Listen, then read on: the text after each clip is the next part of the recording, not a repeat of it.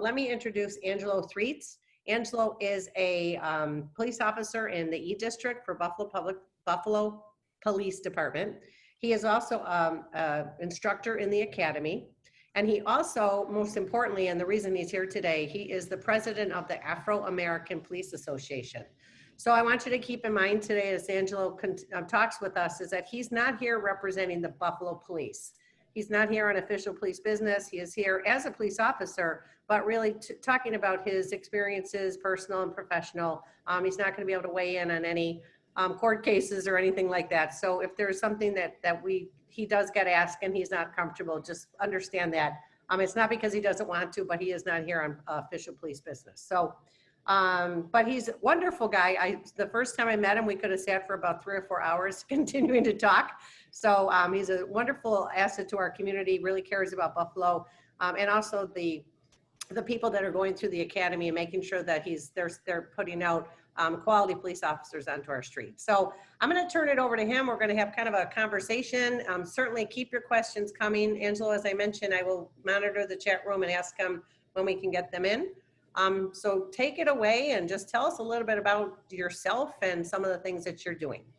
Well, I thank you, and I think you did a great job in introducing me. Again, my name is Angelo Threets. I'm a 20+ veteran of the Buffalo Police Department, and I am here on behalf of the Afro-American Police Association, and you know, and as well, I am an instructor in the Erie County Police Academy. I instruct bias policing, community policing. I'm a community police officer.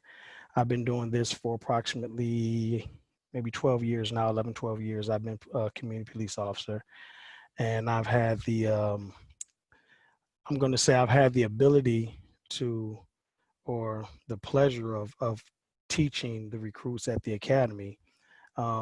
At that particular time, when I first got my instructor's certification, it was due to, and you may be familiar with this name, which she's now retired Deputy Commissioner Kim Beatty. She was my chief at E District, and I worked directly up under her, and she is also an instructor in the Erie County Police Academy. So she thought that it would be important that, you know, that I got the experience, and, you know, I also have a partner, but myself and my partner got the experience and of becoming an instructor, so we can instill some of our values and some of the things that we've learned throughout our tenure with the police department on and influence those individuals, those young recruits, kind of guide them through their journey, or the beginning of their journey in the academy. So I'm definitely grateful for what she's done for myself, as far as me having the ability to influence other lives. Myself. So Angela, you know, you and I talked quite a bit about your work in the academy and you know, being a police officer. Can you talk a little bit about some of the things that you're trying to instill in the new officers that are going to be part of our Buffalo Police Force when they graduate? Oh, absolutely. Again, you know, I think cultural diversity was huge, and is a huge subject to teach, and I think that it's important because of the dramatic changes that's going on now in our society. I think that with cultural diversity, you know, we have recruits, and obviously individuals on the force that come from different sections of the city, different environments. They have different cultures, different ideologies of the way, you know, the way that they were brought up. And it is important, I think, that cultural diversity, you know, the course is important, an important first step in introducing them to individuals that don't look like them, and to make them have a broader understanding, or at least start that phase of their understanding that you're going to be dealing with people from different spectrums of the world. You know, if you're on the west side, you have a Burmese population, and I'm just in the city of Buffalo. It's the Erie County Police Academy. So, and if I could back up a little bit, it's the Erie County Police Academy. So we affect all of the new officers in Erie County that encompasses Erie County. So it's not just the city of Buffalo officers. So for those officers that come in contact, just say Kenmore, Orchard Park, um, West Seneca, um, you know, in those townships, we directly I directly have an opportunity to instill some values or just to broaden their views on what they'll have to deal with, understanding that, you know, we're all brought up with different thoughts and different ideas. And what we have to do is what I like to tell them is that we have to rewire our brains. And that's the first step in rewiring our brains, because, you know, if I grew up in Clarence, then whatever the culture is there, that would be my culture. That would be my way of thinking, in addition to the culture in my household. So now I get a job. I get a job as law enforcement, and I'm working in the city of Buffalo. Now I'm dealing with people who may not look like me, who may have different thought patterns, who may you know, and not that there's anything wrong with that, because that's what they know. What our job is to make them understand that they have to uphold the letter of the law.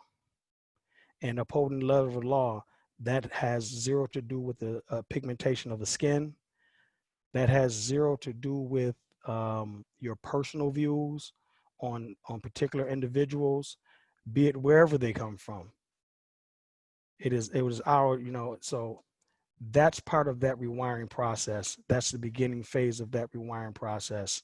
And, you know, and understanding that, you know, people are people regardless of what background they come from, economic background, social background, or financial background. So that's, you know, in a quick nutshell, that's the part of cultural diversity that we teach in the academy. And I think that it's a critical part of what we're doing now, because with the atmosphere of what's going on across the country, you know, not just in Buffalo, but across the country, you know, we need that continuing education when it comes to understanding and respecting individuals, irregardless of who they are. You just talked about, you know, across the country. So there's just so much racial tension right now, and, you know, conversations about systemic racism. Can you talk a little bit about your feelings about how do you think Buffalo is faring? I mean, there's been riots all over the country, a lot more violent. Do you think Buffalo has been actually doing a good job at expressing their views and opinions and wanting to see change?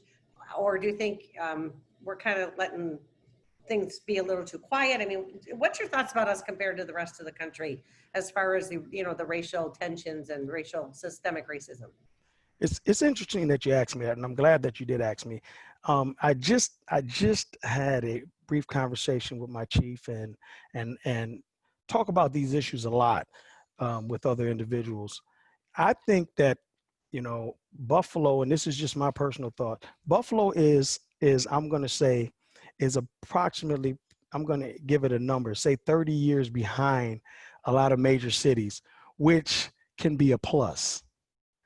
You know, a lot of people think, a lot of individuals think that, well, we have a lot of catching up to do. Well, maybe we don't want to catch up as fast, because we can learn from those other major cities what they're doing prior to it reaching us. Um, I think that, you know, this administration is ahead of the curve. You know, I'm, you know, talking with some other individuals. You know, Buffalo is, you know, because we do have that opportunity, and we are, I'm going to say, sort of like a laid back city, that when we see things happen, we can address those things before it happens in this town here. And what that, or I should say, not just before it happens, to prevent it from happening. So, you know, I've noticed that, you know, our council, our mayor is doing a ton of things to make sure that some of those issues don't hit Buffalo.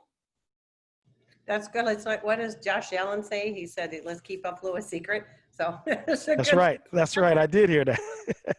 we're behind a little bit. Hmm.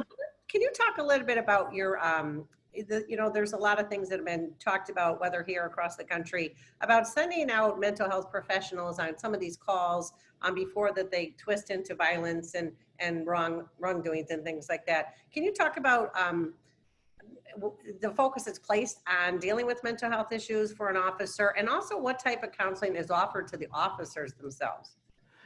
We do have peer counseling, and we do have that as far as placing other mental health providers with officers. I'm a community police officer, so I'm not in that. That doesn't affect me directly. That's a question that I couldn't answer, only because it's not in my realm. I am a community police officer, so I don't answer the day-to-day rigorous calls that the patrol officers answer. So I haven't had that opportunity, other than when I was a patrol officer, and we're going to go back a few years. You have CPS give us a call, and then what we do is we'll go and we'll assist them on calls, and that would be, as far as having someone in a car or someone come out. I do know that that Buffalo put together a mental health team. Again, I'm not abreast on it, so I don't want to say anything wrong, or in reference to that. That's more of a departmental issue. Thank you. Well, you mentioned you're a community police officer. So do you think we need to have more community police officers in the community? Think that makes more sense? Think that's been helpful? That's a great question. I teach community policing. That's one of, and I'm not sure if I mentioned that, but I teach community policing in the academy as well. And the first thing that I tell the recruits is that when they get out on the street, they are community police officers, because they're the first contact with the community. And clearly there's some other facets of community policing, but you're the first contact with the community, and the image that you leave on the public can be an everlasting image. And so, as by them being young recruits, I cannot emphasize more to them that it is imperative that you leave a positive image in their mind. Sometimes, I can remember when I was on patrol, when I was a patrol officer, and our job is to help people. And helping people, sometimes that means that you have to lock up the person that's violating someone else, so you're helping someone. And I can remember taking a ride downtown when I was going to lock up someone, and we're having a conversation and we're talking, and I'm listen, once you get, and my thought pattern is, once you get out of here, then you need to reach out to me so we can find you a different avenue, so we can find you something else to do. That's part of community policing. And as patrol officers, and I'm going to say that there's a lot of patrol officers that do this. I'm not an isolated individual that does this. There's a ton of officers that do this. They care about the public, and they interact with the public, and there's a vast majority of them that do it. I can rattle off some names, but it's a ton of them that I have conversations with, and we, obviously we do the sidebar talking at the station house, when we're eating lunch, and a lot of us have the same stories. So when we talk about community policing, obviously across the country, they want to go towards community policing. And community policing is, in a nutshell, is building trust. It's building a trust with the community, and the police. That's community policing. Well, I always tell the recruits, and a lot of them haven't heard of this, and I don't know if a lot of you guys have heard of this. Obviously, the older ones is the Andy Griffith Show. You know, I always use that. That's probably the perfect the perfect show to accentuate community policing. It you have a sheriff, or you have a sheriff and you have an officer there, and they know everybody in the town, and they build relationships, they build trust, you know, and in our community. And again, I work in E district, and I'm gonna kind of focus on that. In E district, that is my job, to build trust with the business owners, trust with the homeowners. We go to community block club meetings. We know everybody by their first name. We think that's imperative, that you get involved. You know, I was fortunate enough to live in the community that I work in, that I worked in. I work in E district, and I lived 3 blocks away, and I did that intentionally because I wanted to make an impact in my community. I wanted the people to be able to see the police in a different light, from coaching little league sports, to mentoring kids, um, guiding our youth to jobs, helping them get GEDs. I mean, there's an array of things that police officers do, and unfortunately, it's a bad light that's being shed on police officers by, and I'm going to say those by a minority. There's a minority, and I'll give you a term that we use. You can have one drug house on the street, and it can make the entire street look bad, but you got 100 houses on the street of law-abiding citizens that get up every morning and they want those same things that we want. But you got one drug house, and they'll say, you know what, don't go on that street because it's all type of crime on that street. But it's not the entire street. It's just that one. It's just that small number, that small group of people who's causing the most havoc. So we call it a 90-10 rule. We say 10% of the people commit 90% of the crimes. So it's our job to make sure that we weed out that 10%. That's great. That's such a great way to, great analogy to understand that. Makes sense. You talked a little bit about mentoring, and when I called you our phone tag day, we were having such fun playing phone tag. Yes. When you said you were in the middle of mentoring a young person, can you talk a little bit about that, and also the work that the Afro-American Community Police Association does, the purpose of the association and the work you're doing? Absolutely, absolutely. Well, that particular day, I was at work, and I was in the parking lot, and we have a community center next door, and it's being ran by the CAO. So a young lady was trying to get in because they have classes there for the younger kids, and she was trying to get in. Happens to be a pastor's wife, and she couldn't get in, so she came around to the parking lot where we were, is the actual E District Police parking lot, and she was asking about how to get in. So I walked her around, and we went inside, and she was explaining to me what was going on. And it was a child and I want to say that this kid was approximately 10 years old, and he was on the computer, and he was writing letters saying that he wanted to kill himself.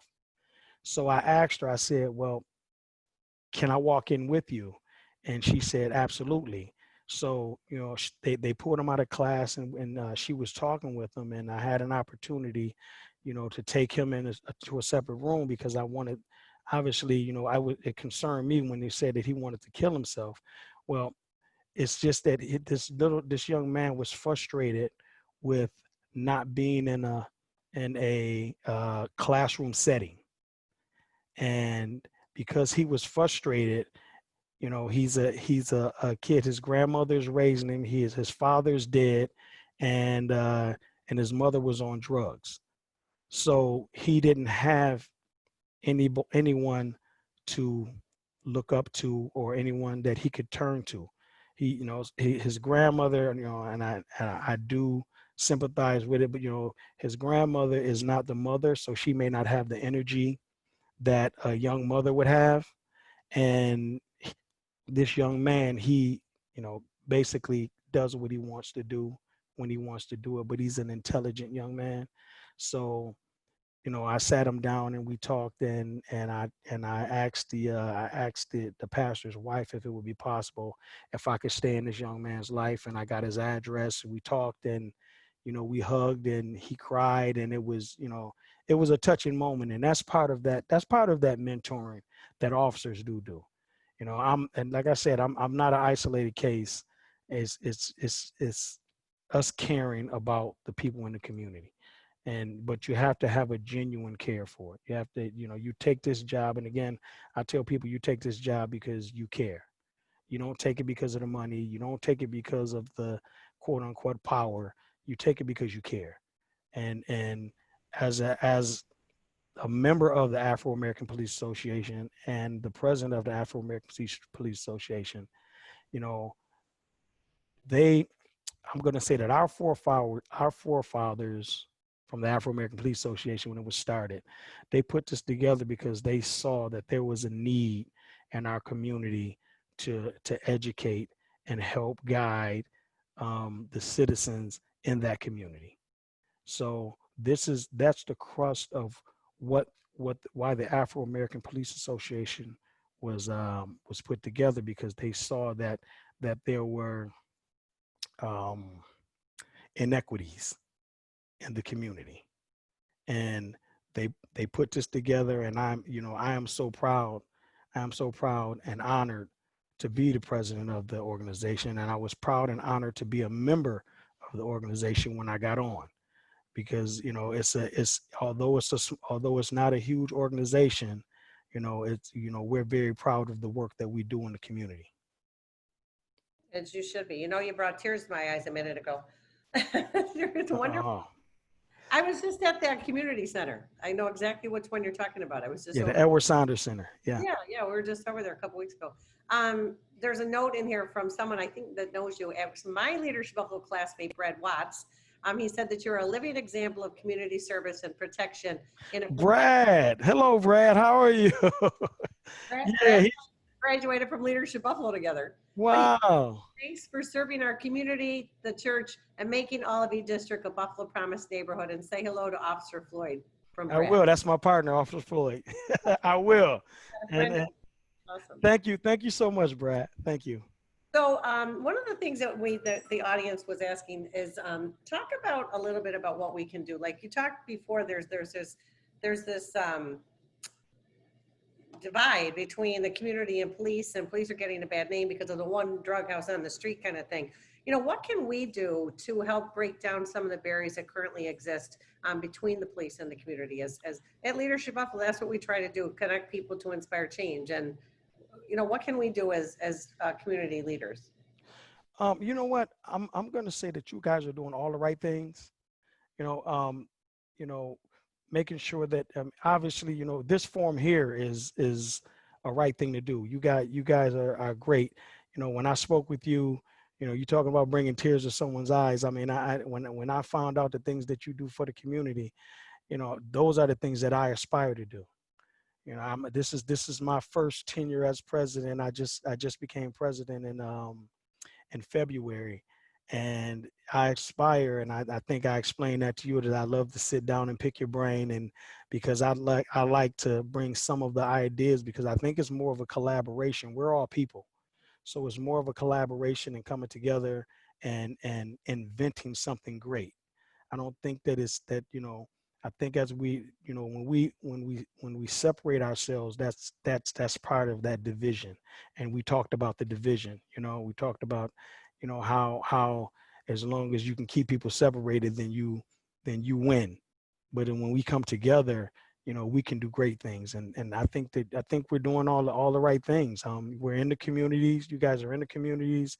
You guys are reaching out. We obviously, we're during these challenging times, everything is via Zoom. So, we don't have the ability to be in personal contact with as many people as we like. But if this is the new way of doing things, then we'll be in contact with more than just the people that we would see in person. So I think you guys are doing everything right.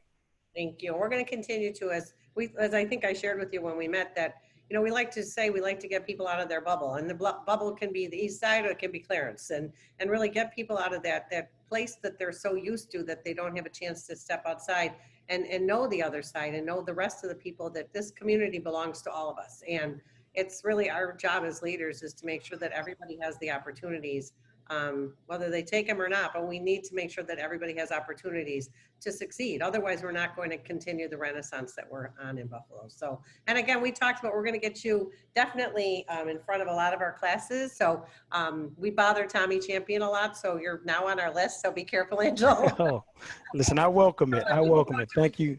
Thank you so much. So we have a couple questions from the audience too. So let's see. What are some of the false assumptions that are made about the community policing that you would like to correct or you think need to be correcting? About community policing? Ah, wow.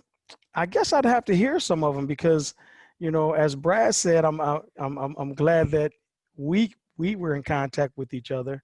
I haven't heard a lot of negativity about community policing.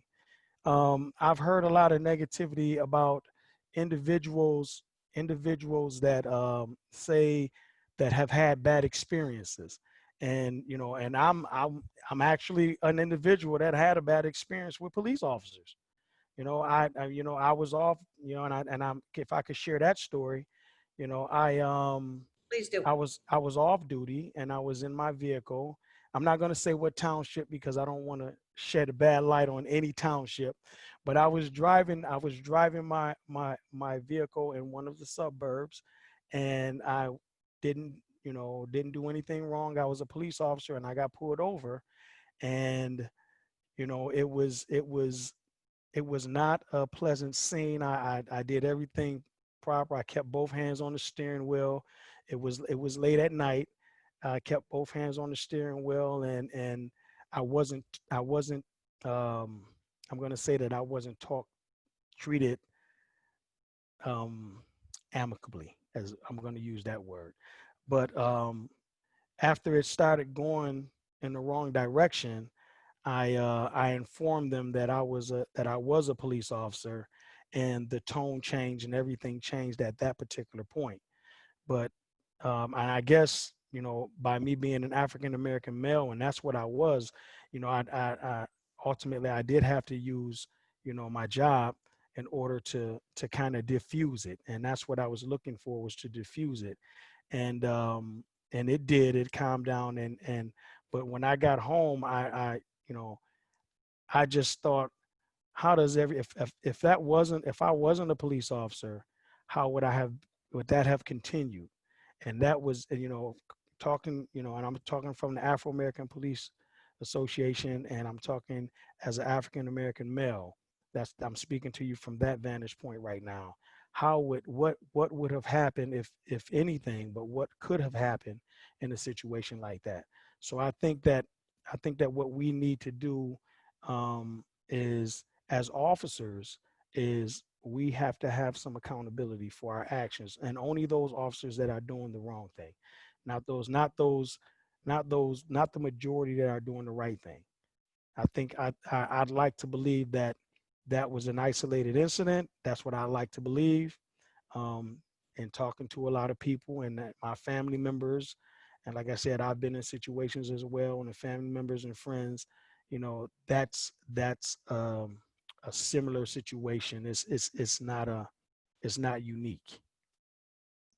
Yeah, we talked about that in many of our town halls where we had a lot of our Black leaders talking about a variety of different topics and talking about, you know, how one of them is an administrator in a school and he gets pulled over at least once a month because he lives in Clarence and drives a very nice car, and they don't think he should have that kind of car. Hmm.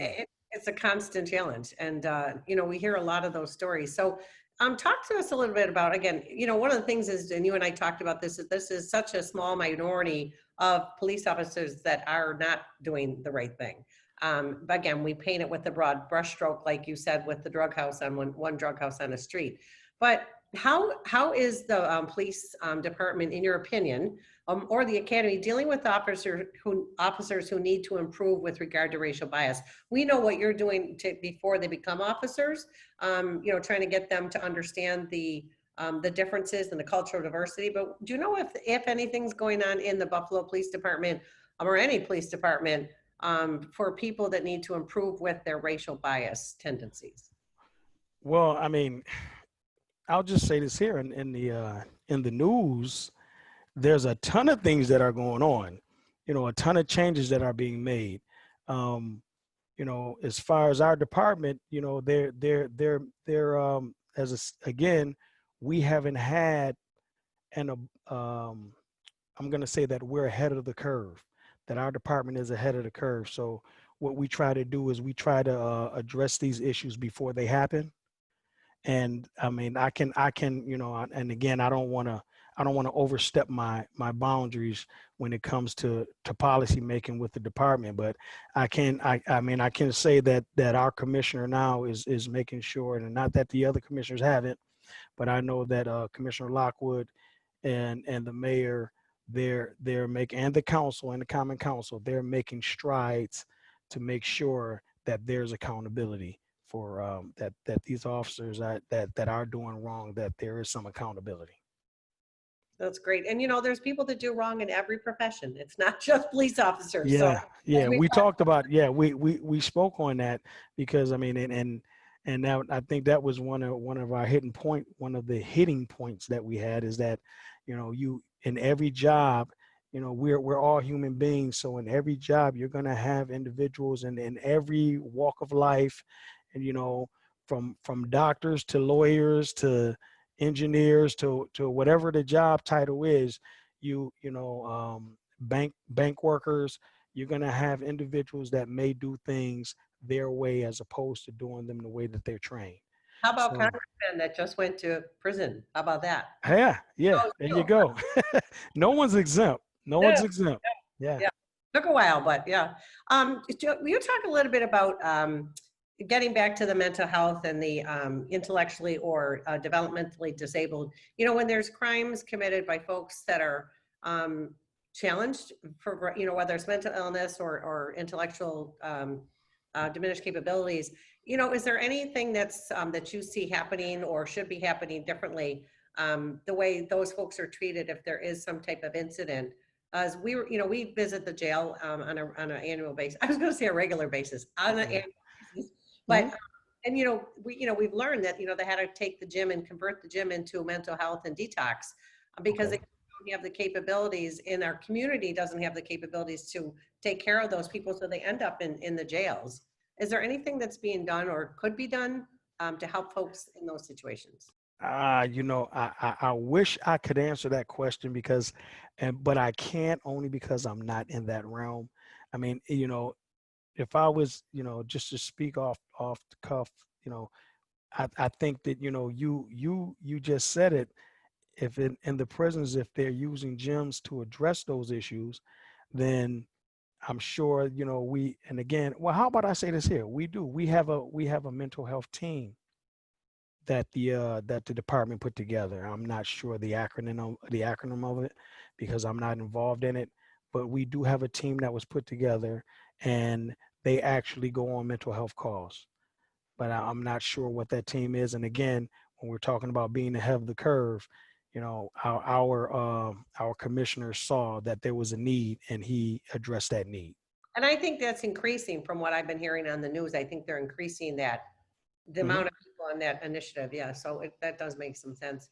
So some questions, this is a two-part question. So what inspires you to keep doing the great work you're doing, especially on hard and challenging days? And also to kind of jump off that one, and this is from the audience, what made you want to become an officer? Because again, you didn't, become an officer at the age of 21 years old. So Let me give you a little backdrop. Can I back up a little bit?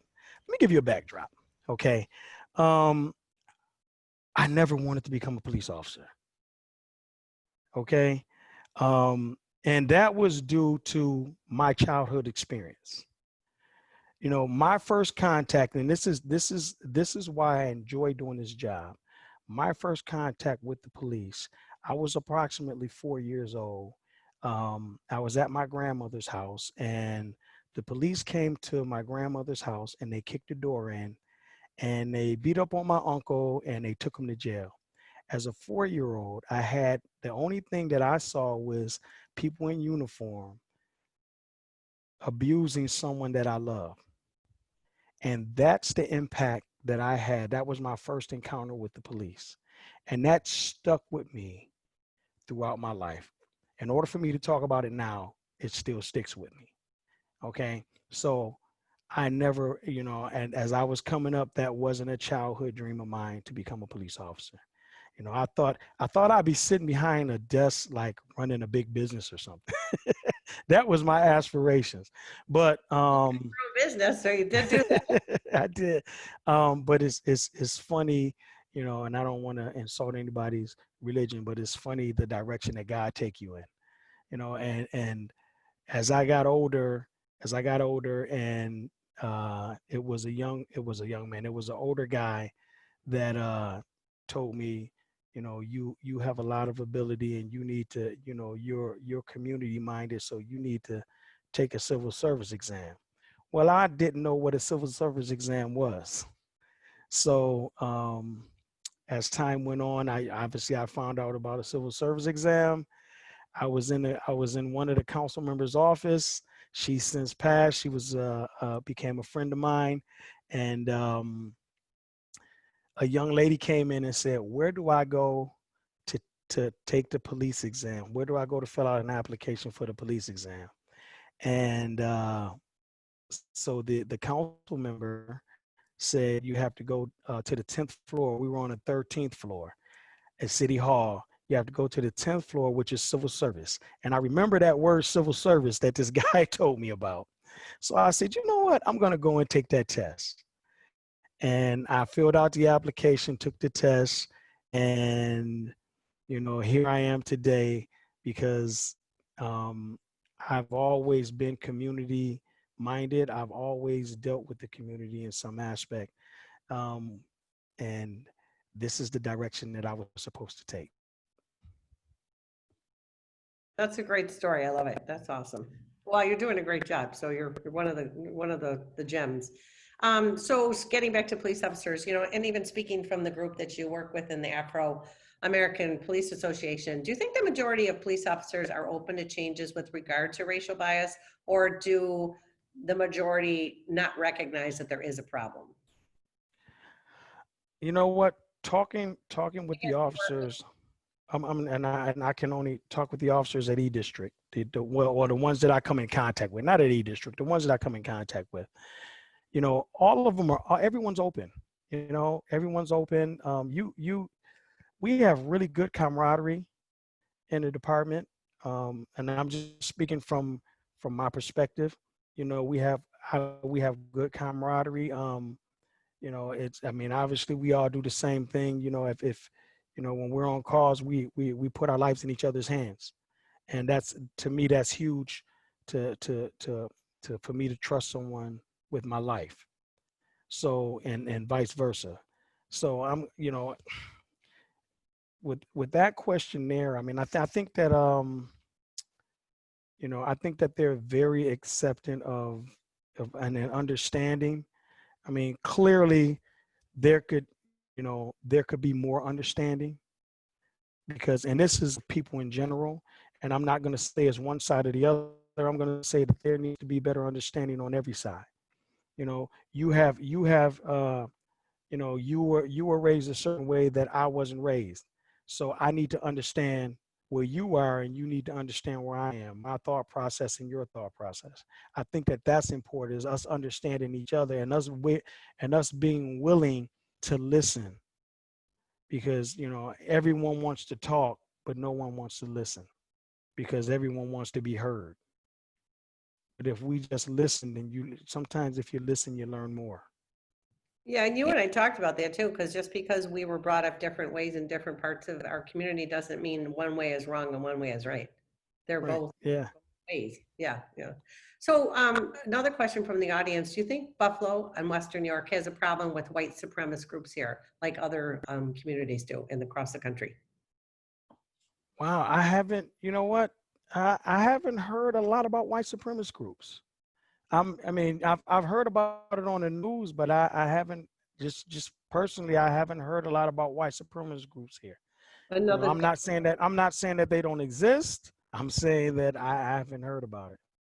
Yeah, another where we're 30 years behind. Maybe that's a good thing, right? Yeah. Yeah. We're just getting cashless toll booths. So there you go. It's good. So also too, talk a little bit more about the Afro-American. I know there's other police associations, Italian Police Association and Irish, et cetera. And talk about some of the things that you'd like to see happen. I know it's nothing that's happening yet, but some of your goals or dreams that you'd like to see with the community, with the different organizations. Yeah, and you know, and we touched on that. Um, you know, I was when everything started stirring up across the country and we started having the protests here, you know, I just sat back and I was thinking and again trying to be proactive. uh, I reached out to the Italian Police Association. I reached out to the Emerald Society. I reached out to the Hispanic Police Association. Those different associations those different police associations in Western New York in the area. I reached out to them I would like to put together a round table in which we'd have some community leaders and just community people uh, and the leadership of the organizations there also, so we can actually sit back, be it via Zoom or in person, but have sort of like a round table and so some of these questions that or concerns that the community has, maybe we can shed a little bit more light because I didn't, you know, I didn't want it to, I don't want it to be just the Afro-American Police Association. I wanted to encompass all of the officers and all of the different nationalities and associations. So we, because everybody, again, when we talk about cultures, everybody has a different culture and different mindset and different ways of thinking. And I thought that that would be a great opportunity to start mending some of those gaps that we have in our community. I thought that that would be a great way. That sounds like a great plan. Anything we can help you with, I'm there. I Um, am going to pick your brain. You know that. I'll help you. So the other thing too is just to clarify. So the Afro-American Police Association, that's not just Buffalo police officers. That's any police officer. Right. Yeah. What we did was we opened it up to law enforcement. A few years ago, they opened it up to law enforcement. So it can be African American law enforcement because we have correctional officers that are involved. It can be sheriffs. It can be because if we just used Buffalo, I know it was started with Buffalo.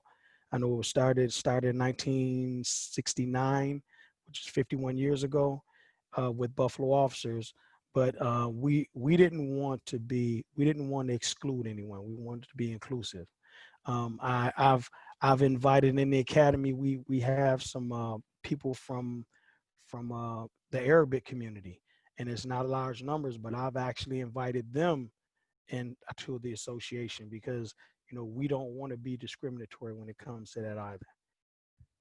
So Angelo, so when you talk about like look at the different police departments around the community, Western New York, do you find that the suburbs, whether it's Amherst or West Seneca or Cheektowaga, where they have police departments, they're not with the sheriff's department. Do you find that they have less of minority officers on their force, or do they look like their communities, or what is your perspective on that? I'm gonna say that, and I don't know what their numbers are, Yeah, but just I don't know what the numbers are or the percentages. So, but I'm gonna say that I can see even in some of the suburbs, them becoming more diverse. They're starting to become more diverse.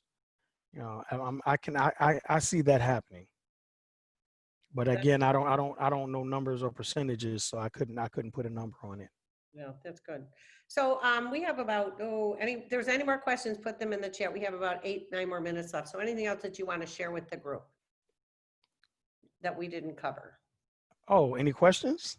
Could we open this up for questions? Yeah, they've been asking questions as we go along. So if there's any more questions, feel free to put them in the chat room, folks.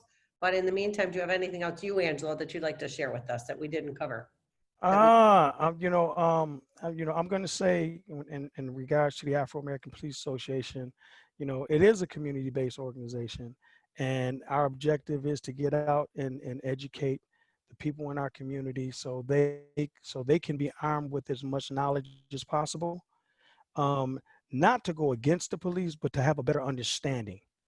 Um, you know, if you do get pulled over, what to do and what not to do. And this is across the board. This isn't just with any particular group. I think that it's important that it is enormously important that we start mending these fences. We really have to start that process. And again, with what you guys are doing, the Afro-American Police Association and every other association that are trying to mend those woes, to try to heal those woes. I think that we are in the right direction. I think we're going in the right direction. I am blessed that you and I got in contact with each other because, from our conversations, from you and I talking for what, a couple hours, hour or two, and it wasn't enough time. uh, I'm going to say that, we do a lot of things that are similar. And if we can come together and start doing these things as a unit, obviously you have your organization, we have ours, but if we can come together and collaborate and do things together, I think that it'll make more of a difference in our communities. I think it do. I think it really would. So Angela, what about people who are not Leadership Buffalo grads or in the current classes involved with us? What can people, then we can start to go into our networks, the people that are on this call with us, our neighbors, our friends, our family. What can we do outside of Leadership Buffalo to try to help break down these barriers and walls and this divisiveness between not just the racial, but also the police and the community? Um, you know, I'm gonna say that I think it's the community. And I compare this to a child. If you have a child and the child is crying, then you know that something is wrong. If the community is crying, something is wrong. We have to figure out what's wrong, and then we have to address those issues or what's wrong. And I think that as long as we continue, and I put the onus again, even in the academy, I always tell the recruits, I said, if the public feels this way about us, then that's the image that we created for the public. And it starts with you to change that image. So this is, and I'm sending this out to probably every police officer across the country. Every encounter that you have with the public, that needs to be a positive encounter. That's the way you change minds. You change minds by actions. And but the public has a responsibility also. So, and this is the other end of it, and is that the public also has a responsibility to understanding the way that we have to do our job, the way that officers have to do their job.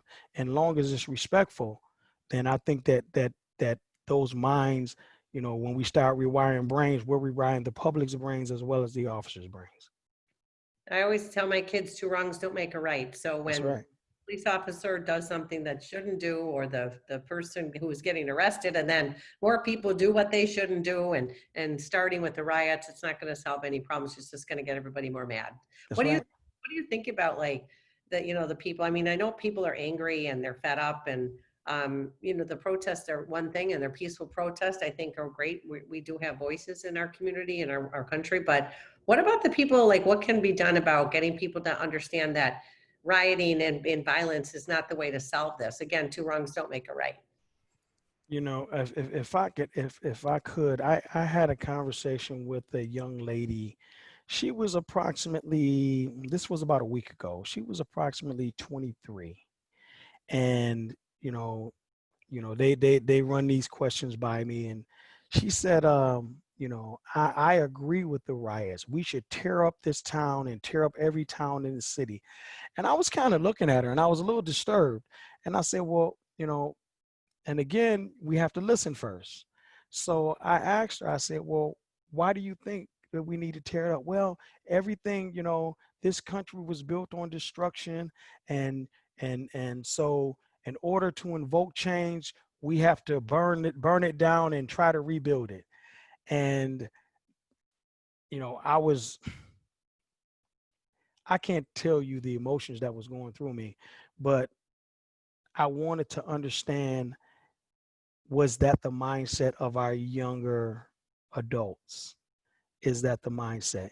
And if it is, then this is where we have to, you know, when we have these organizations, we have to have this dialogue, and we have to bring them to the table and find out why they feel this way in order for us to invoke change. But you know, they are angry. And when we, like I said, that crying baby, they're angry about something and they don't know how to deal with that anger. That's interesting. Wow, I can't imagine how you're feeling during that conversation. You know, one of the things you and I talked about, just to close, is that I do have hope for our community. I do see so many of our young white folks marching with their Black brothers and sisters, and I think Mm, that it's becoming a people problem. It is not the Blacks' problem. It's not, well, it's your problem, you fix it, or we didn't do anything. It's really, I think the young people from that perspective are going to hopefully be catalysts for change. I just think somehow we got to get them to understand it's not a violent method that they have to use, you know? right. Yeah. And I mean, you know, unfortunately, you know, you know, and I guess that's another subject. Maybe you and I'll have a talk later about that. Another combo. So my last question for you is, do you know the Singing Cops? I do. Yeah. I do. Yeah, I do. It's fun. No, I don't sing. No, I don't. You know, one of them I did have in the academy, and they're both great guys. You know, they're both great individuals, and they're, and, you know, and great officers, and I'm sure that they'll have a, you know, a great career. Yeah, and you know, that type of image and people like yourself is like, that's what people need to understand. Are the majority of our police officers are people like yourselves and those young men and Tommy Champion and so many others that we know that are doing such great things in the community. And not just your job, you're also mentoring and stepping in when you need to, and teaching and running organizations. And I don't know when you sleep, but it's another story. So A few hours. A few hours. I have to get in at least 5 hours a day. that's what I do, 5, 6, yeah. But I just want to thank you. I'm getting a lot of chats that people were really appreciative of it. It's very informative. Yeah. Thank you for having me, and thank everyone else. I thank you for your you know, for chiming in, and hopefully I shed a little light on, you know, a little bit more light on what's going on, and we can continue our journey. I think you're leaving us with a positive